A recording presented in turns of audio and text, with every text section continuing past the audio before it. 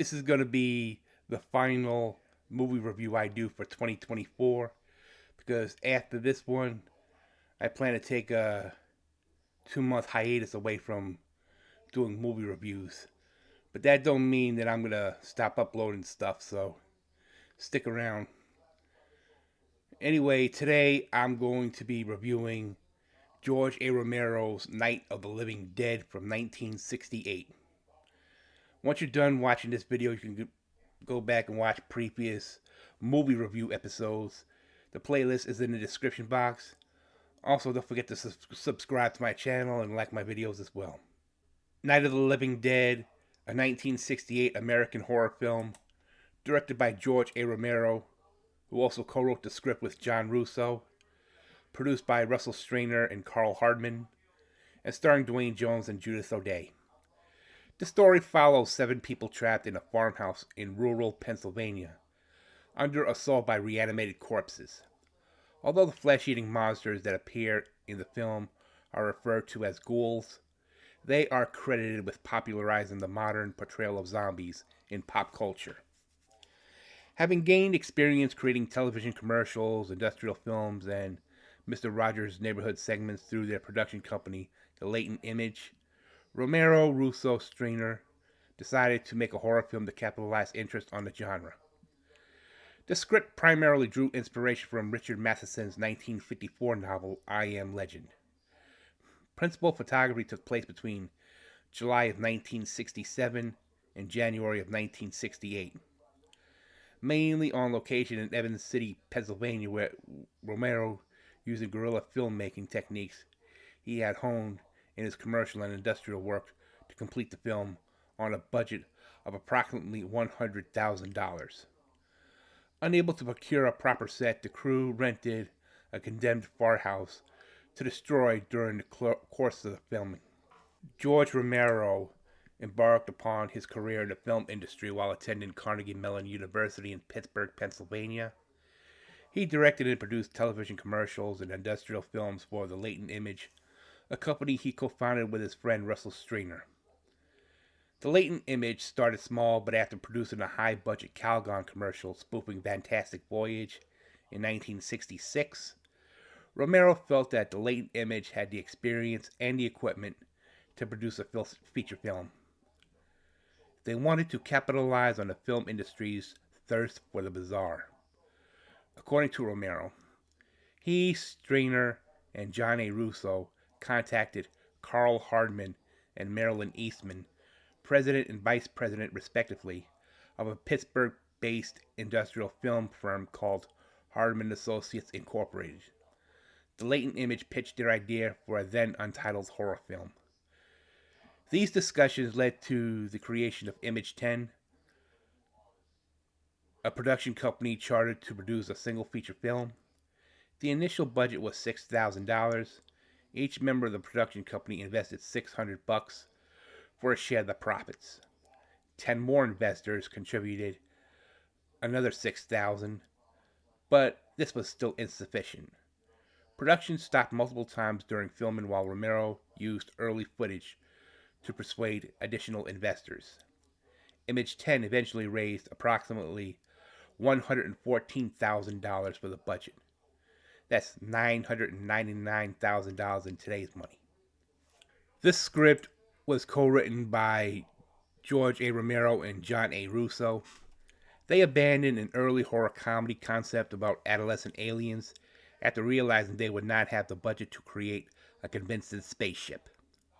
Russo proposed a more constrained narrative where a young man runs away from home and discovers aliens harvesting human corpses for food in a cemetery. Give me a break. Romero combined this idea with an unpublished short story about flesh-eating ghouls, and they began filming with an incomplete script. According to Russo, the screenplay was written prior to the filming, only covered events up to the emergence of the Cooper family. Russo completed the script while filming, and Romero later expanded the final pages of his short story into sequels, Dawn of the Dead in 1978 and Day of the Dead in 1985. Romero drew inspiration from Richard Matheson's I Am Legend from 1954. A horror novel about a plague that ravages a futuristic Los Angeles. The infected in I Am Legend become vampire like creatures and prey upon the uninfected.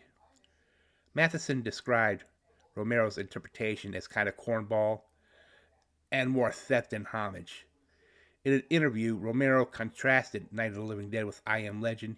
He explained that Matheson wrote about the aftermath of a complete global upheaval. Romero wanted to explore how people would respond to that kind of disaster as it developed. We now get to the plot of the movie. Siblings Barbara and Johnny drive to a cemetery in rural Pennsylvania to visit their father's grave, where a pale man in a tattered suit kills Johnny and attacks Barbara. She flees to a nearby farmhouse but finds the resident's corpse lying half eaten on the stairs. A growing horde of ghouls soon surround the house as a stranger Ben arrives and initially mistakes Barbara for the homeowner. After driving back several ghouls, he boards the windows and doors while searching for the home for supplies. He locates a lever-action rifle. A nearly catatonic Barbara is surprised to find people already taking shelter in the home's cellar. Harry, his wife Helen, and their young daughter Karen fled there after a group of the same monsters overturned their car and bit Karen on the arm, leaving her seriously ill. A couple, Tom and Judy, took shelter after hearing an emergency broadcast about a series of brutal killings. Tom and Ben secure the farmhouse while Harry protests that it's unsafe above ground before returning to the cellar. Ghouls continue to besiege the farmhouse, increasing the numbers. The refugees listen to the radio and television reports of an army of cannibalistic corpses committing mass murder across the east coast of the United States, and of the possess of the armed men patrolling the countryside to exterminate the living dead. Reports confirm that the ghouls can die again, with heavy blows to the head, bullets to the brain, or being burned. Various rescue centers offer refuge and safety, and scientists theorize that radiation from an exploding space probe returning from Venus caused the reanimations. Ben devises a plan to obtain medical supplies for Karen and transport the group to a rescue center by refueling his truck at a pump on the farm. Ben, Tom, and Judy drive there together, holding the ghouls off with torches. However, the gas from the pump spills, causes the truck to catch fire and explode, killing Tom and Judy. Ben returns and breaks down the door when Harry does not let him in. The remaining survivors attempt to figure a way out. They pause their discussion to watch the 3 a.m. news update until the power cuts out. The ghouls soon break through the doors and windows of the unlit home. In the chaos, Harry grabs Ben's gun, but is disarmed and shot by Ben. Harry staggers down the cellar and dies next to his daughter. Karen dies from her injuries, becomes a ghoul, and eats her father's remains. He stabs her mother to death with a masonry trowel. Barbara tries to help Ben keep the ghouls out, but a reanimated Johnny drags her away. As the horde breaks in, Ben takes refuge in the cellar, where he shoots Harry and Helen's ghouls. In the morning, an armed posse arrives to dispatch the remaining ghouls. Awoken by the gunfire and sirens, Ben emerges from the cellar, but they shoot him, mistaking Ben for a ghoul, but his body is thrown in the bonfire and burned with the rest of the ghouls. That's the end of the movie.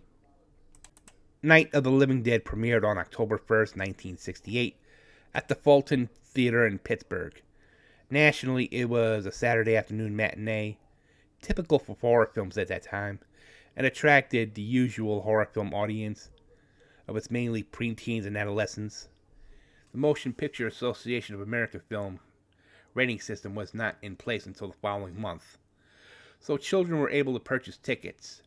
Roger Ebert of the Chicago Sun-Times chided theater owners and parents who allowed children access to a film they were entirely unprepared for. Ebert noted that the children in the audience initially displayed typical reactions to 60s horror films, including shouting when ghouls appeared on the screen. He said the atmosphere in the theater shifted to grim silence as the protagonists each began to fail, die, and consumed, either by the fire or the undead. The deaths of Ben, Barbara, and the supporting cast showed audience an uncomfortable, nihilistic outlook that was unusual for the genre, according to Roger Ebert. Anyway, the film grossed $12 million domestically and $18 million internationally, earning more than 250 times the budget and making it one of the most profitable film productions of all time. Released shortly before the adoption of the Motion Picture Association of America rating system. The film's explicit violence and gore were considered groundbreaking, leading to controversy and negative reviews. It eventually garnered a cult following and critical acclaim, as it appeared on lists the greatest and most influential films by such outlets as Empire, the New York Times, and Total Film. Frequently identified as a touchstone in the development of the horror genre. In 1999, the film was deemed culturally, historically, and aesthetically significant by the Library of Congress and selected for preservation in the National Film Registry. Night of the Living Dead created a successful franchise that includes 5 sequels, released between 1978 and 2009, all directed by Romero. Due to an error when titling the original film, it entered the public domain upon release, resulting in numerous adaptations, remakes, and a lasting legacy in the horror genre. An official remake written by Romero and directed by Tom Savini was released on October 19, 1990.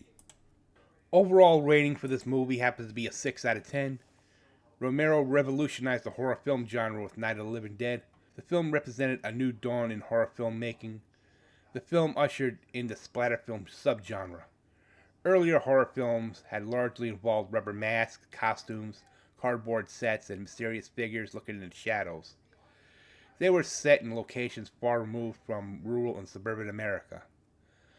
Romero revealed the power behind exploitation and setting horror in ordinary, unexceptional locations, and offered a template for making an effective film on a small budget. That's all I got for this week's Joe Lum's Movie Review. Don't you believe it?